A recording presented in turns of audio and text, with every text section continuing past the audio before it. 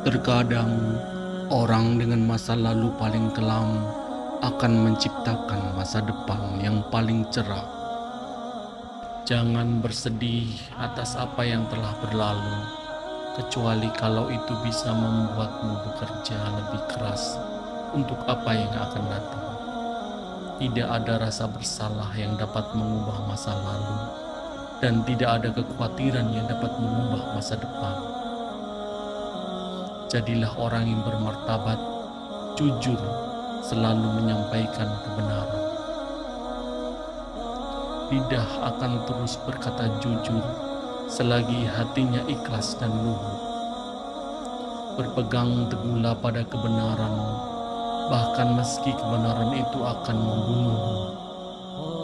Bila engkau menemukan celah pada seseorang dan engkau hendak mencacinya, maka cacilah dirimu, karena celahmu lebih banyak darinya. Cara terbaik untuk mengalahkan seseorang adalah mengalahkannya dengan kesopanan.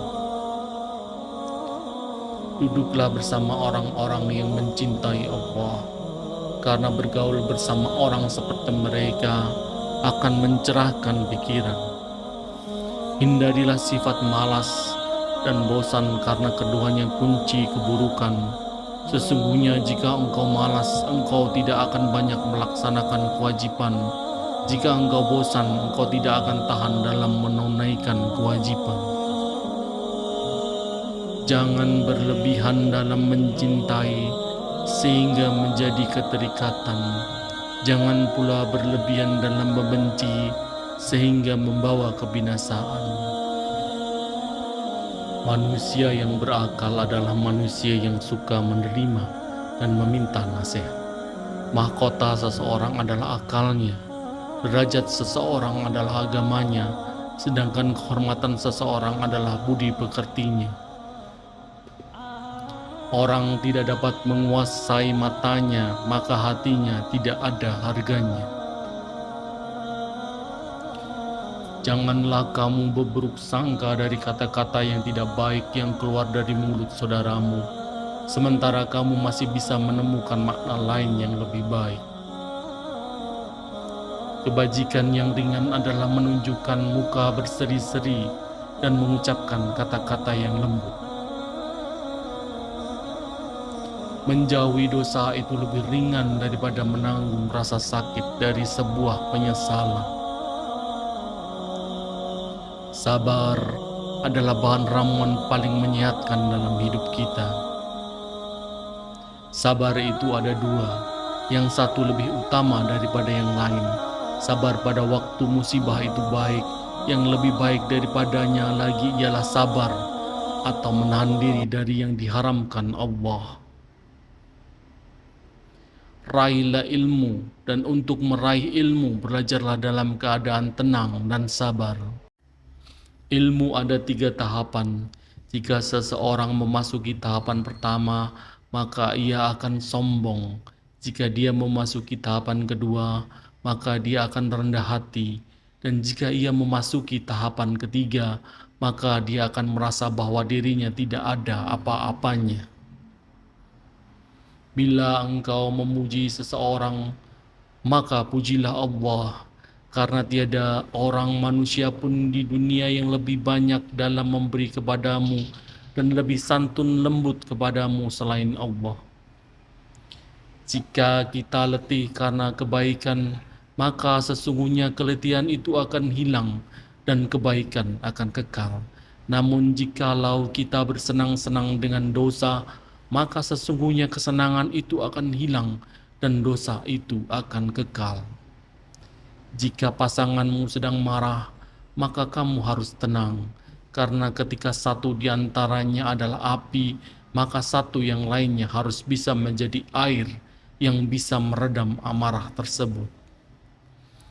Wanita bukanlah pakaian yang bisa kamu kenakan dan kamu tinggalkan sesuka hati. Wanita itu terhormat dan memiliki haknya. Aku khawatir akan datangnya hari di mana orang-orang tidak beriman merasa bangga dengan kedustaannya, sementara orang-orang beriman malu dengan keimanannya.